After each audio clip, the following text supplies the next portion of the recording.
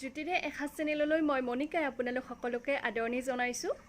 Friends, আজি আপোনালোকক মসুৰ দাইল, ভেদাইলতা, নৰসিংহ এনেকুৱাকৈ মিক্স কৰি গুটেখিনিৰ পৰা এটা টেস্টি লগতে হেলদি বৰা ভাজি বনাই দেখুৱাম আৰু এটো অতি কম সময়ৰ ভিতৰতে আপোনালোকে বনাব পাৰিব। মোৰ মায়ে প্ৰায়ে এইটো ৰেচিপি বনায় আৰু মই খাই খুবেই ভাল পাওঁ। হেগতিকে মই ভাবিলো যদি কোনোবাই নাজানে মোৰ এই ৰেচিপিটো চাই বনাই খাব পাৰিব। তেন্তে বলক আজি ৰেচিপিটো বনাবলৈ আৰম্ভ কৰো। ৰেচিপিটোৰ কাৰণে আমাক এমুঠিমান মসুৰ দাইল লাগিব। এইখিনি ভালদৰে ধুই আধা ঘণ্টামানৰ কাৰণে মই তিয়াই ৰাখিছিলোঁ। কেইটামান নৰসিংহৰ পাত লৈছোঁ, লগতে কেইটামান ভেদাইলতাৰ পাত লৈছোঁ। কেঁচা জলকীয়া, আদা, নহৰু, পিঁয়াজ আৰু সৰু চামুচেৰে 2 চামুচ চুজি লৈছোঁ, লগতে মান ধনিয়াৰ পাত কেইটামান। এতিয়া মিক্সাৰ জাৰ এটাত মই প্ৰথমতে মসুৰ দাইলখিনি দিছোঁ, তাৰ পিছত গোটেই পাতখিনি মান ধনিয়া, নৰসিংহ, ভেদাইলতা সকলোখিনি মিহিকৈ কাটি লগতে আদা, নহৰু আৰু কেঁচা জলকীয়াখিনিও দি দিছোঁ আৰু অকণমান নিমখ দিছোঁ।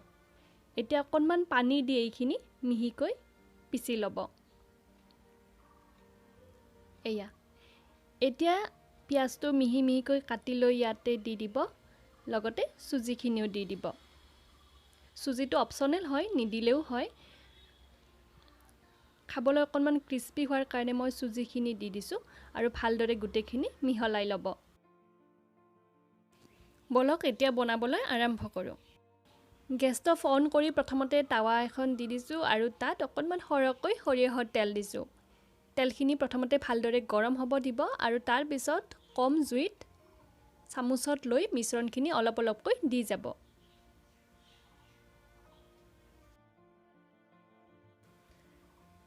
আধা মিনিটৰ পৰা 1 মিনিটমান পিছত গোটেইকেইখন উলুটাই দিব আৰু আনটো ছাইডো অকণমান ক্ৰিস্পি হোৱালৈকে ভাজি ল'ব।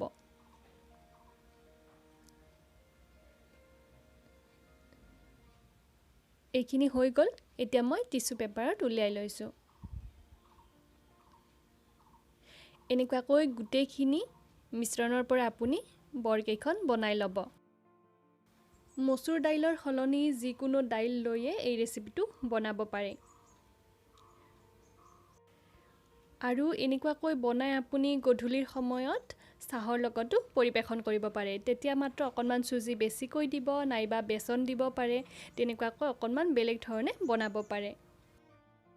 যদি আজিৰ এই ভিডিঅ'টো চাই আপোনালোকে ভাল পালে তেতিয়াহ'লে লাইক কৰিব, শ্বেয়াৰ কৰিব নিজৰ ফ্ৰেণ্ডছ আৰু ৰিলেটিভৰ মাজত।